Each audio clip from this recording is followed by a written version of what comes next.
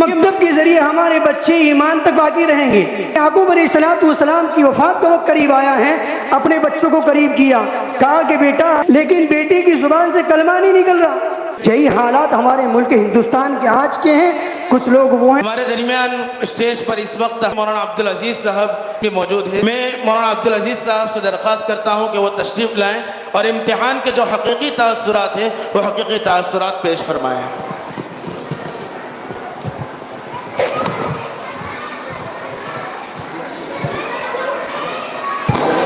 السلام علیکم ورحمۃ اللہ وبرکاتہ۔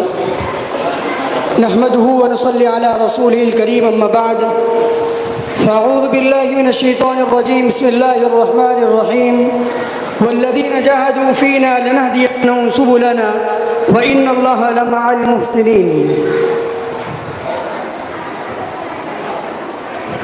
اسٹیج پر جلوہ افروز علماء کرام اور مہمانان اعظام اور پردے کے پیچھے بیٹی ہمارے مائیں بہنیں، عزیزم مفتی معاذ صلی اللہ علیہ وسلم نے مجھے اس بات کا مکلف بنایا ہے کہ میں آپ حضرات کے سامنے تاثرات پیش کروں۔ تاثرات کے معنی یہ ہے کہ یہ امتحان کے اندر مجھے جو نتیجہ دکھا میں آپ حضرات کے سامنے اس کو بیان کروں۔ حقیقت بات یہ ہے کہ نتیجہ آپ حضرات نے دیکھ لیا۔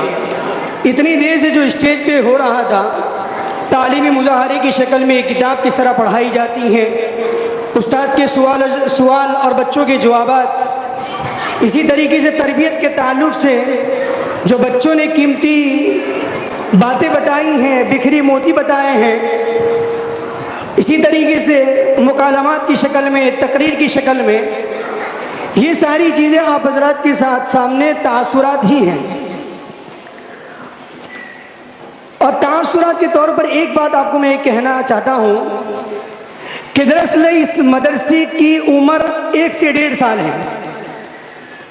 1 سے 1.5 سال کا بچہ جو ہوتا ہے، اس کے چلنے کی رفتار کتنی ہوتی ہے، اس کے کھانے کی رفتار کیا ہوتی ہے، اور اس کے آپسی اٹھنے بیٹھنے کے آداب جو ہوتے ہیں، ایک دوسرے سے بات کرنے کے جو ڈھنگ اور سلیقہ ہوتا ہے، وہ کتنا چھوٹا معمولی ہوتا ہے۔ وہ اس طریقے کی بات نہیں کر سکتا جس طریقے کا ایک 2.5 سال کا بچہ بات کر سکتا ہے، 4 سال کا بچہ بات کر سکتا ہے۔ یہ نتیجہ خلاصوں کے طور پہ میں آپ کے سامنے رکھ رہا ہوں کہ اس مدرسے کی عمر 1 سے 1.5 سال ہے، لیکن 1 سے 1.5 سال کے اندر الحمدللہ اتنی محنت ہوئی ہے کہ گویا یوں سمجھو کہ مدرسہ 3-4 سال سے قائم تھا۔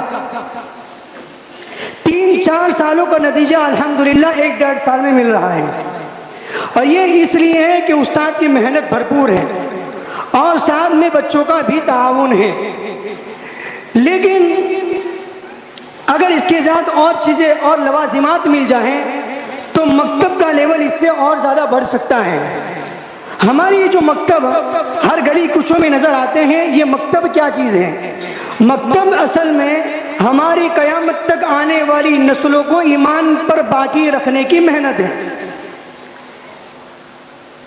یہ مکتب کے ذریعے ہمارے بچے ایمان تک باقی رہیں گے۔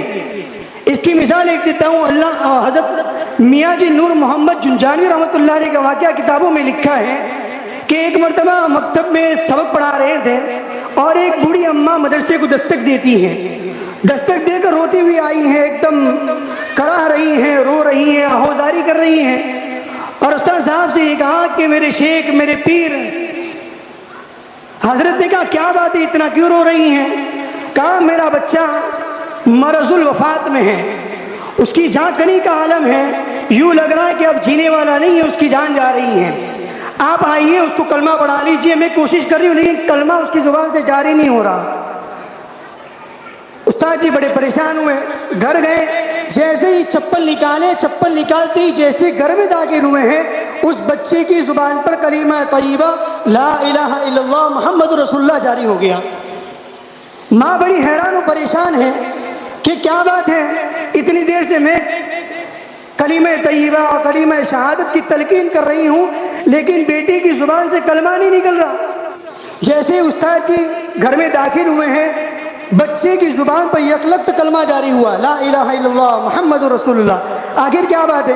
تو بچے نے جواب دیا کہ اماں جی میں بچپن میں جب چھوٹا تھا تو آپ نے مجھے مدرسے میں داخل کیا تھا اسی استاد کے پاس، اور ایک ہی دن میں مدرسہ گیا ہوں، اس کے بعد موت تک کبھی مدرسہ نہیں گیا، لیکن اس ایک دن میں میرے استاد نے مجھے یہ کلمہ سکھایا تھا کہ لا الہ الا اللہ محمد رسول اللہ۔ بس میرے استاد کا کلمہ سکھایا ہوا میرے استاد کا چہرہ دیکھ کر مجھے یاد آ گیا۔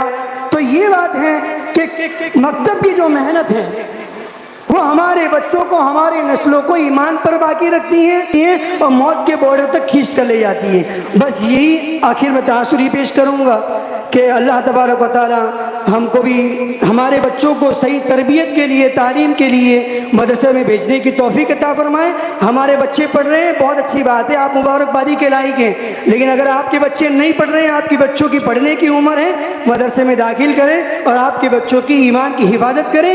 یہ آج کا جو ماحول ہے پرفتن ماحول ہے، ایسے ماحول میں ایمان کی حفاظت ضروری ہے۔ یہ اتنا سنگین ماحول ہے کہ ہم بتا نہیں سکتے۔ میں قرآن کریم کی ایک آیت یاد آ رہی ہے، حضرت یعقوب علیہ السلام کا دنیا سے جانے کا وقت قریب آ رہا ہے۔ حضرت یعقوب علیہ السلام کا دنیا سے جانے کا وقت آ رہا ہے تو اپنے بیٹوں کو قریب کیا کہ بیٹے ذرا سرحانے کے قریب ہو جاؤ۔ بیٹوں کے اندر کیا ہے؟ سب اللہ کے ولی ہیں، برگزیدہ بندے ہیں، نیک ہیں۔ اس میں سے ایک بیٹا حضرت یوسف علیہ السلام ہے جو وقت کا نبی ہے۔ حضرت یعقوب علیہ السلام کے آبا و اجداد کی پوری نسل اٹھا کر دیکھ لو تو انبیاء گزرے ہیں۔ بیٹا نبی ہے، خود حضرت یعقوب نبی ہے، ان کے والد محترم حضرت اسحاق نبی ہے، چاچا اسماعیل نبی ہے، اور دادا حضرت ابراہیم نبی ہے۔ یہ انبیاء کا خاندان گزرا ہے۔ لیکن جب حضرت یعقوب علیہ السلام کی وفات کا وقت قریب آیا ہے، اپنے بچوں کو قریب کیا، کہا کہ بیٹا ما تعبدون من بعدی، میں تو دنیا سے جا رہا ہوں، لیکن میرے دنیا سے جانے کے بعد آپ کس کی عبادت کرو گے؟ یہ بڑا فکر مند جملہ تھا۔ حضرت یعقوب علیہ السلام نے اپنے ان بیٹوں کو کہا ہے جو بیٹے وقت کے نبی ہیں، عبادت گزار ہیں، نیک ہیں۔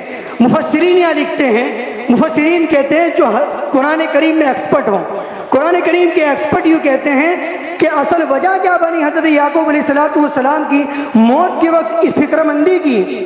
حضرت مفسرین لکھتے ہیں کہ فکر کی وجہ یہ تھی کہ ملک مصر کے اس وقت کے حالات وہ تھے کہ کچھ لوگ وہ تھے جو سورج کو اپنا خدا مانتے تھے، تو کچھ لوگ وہ تھے جو چاند کو اپنا خدا مانتے تھے، کچھ لوگ وہ تھے جو ستاروں کو اپنا خدا مانتے تھے، کچھ لوگ وہ تھے جو گائے بچڑے کو پوجتے تھے، کچھ لوگ وہ تھے جو درختوں کو اپنا خدا مانتے تھے۔ حضرت یعقوب علیہ السلام کو یہ فکر کھائی جا رہی تھی کہ اگر میں نے ہمارے بچوں کے اندر موت کے وقت یہ فکریں نہیں ڈالی، گھر سے وہ ابھی ایمان والے ہیں، وقت کے نبی ہیں، وقت کی عبادت گزار ہیں، لیکن موت کے وقت اگر میں یہ فکر چھوڑ کے نہیں گیا تو ملک مصر کے جو آس پڑوس کے جو حالات ہیں وہ ہماری نسلوں تک آ سکتے ہیں۔